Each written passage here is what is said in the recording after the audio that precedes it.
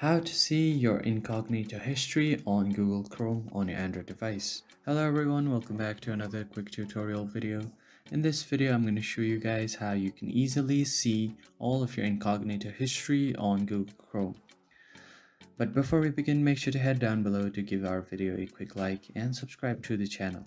On that note, let's dive in. So the very first thing you want to do is obviously open up your Google Chrome.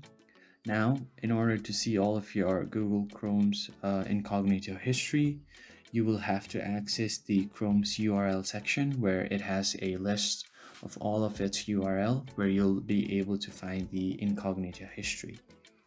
Alright, so the first thing that you want to do is go ahead and type in Chrome $/ and then Chrome URL and then slash.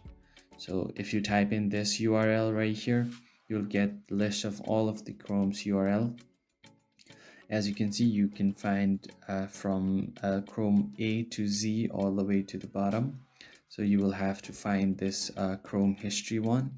You just tap on this link and all of your browsing history will be shown here. So that's pretty much it for this video. I will see you next time.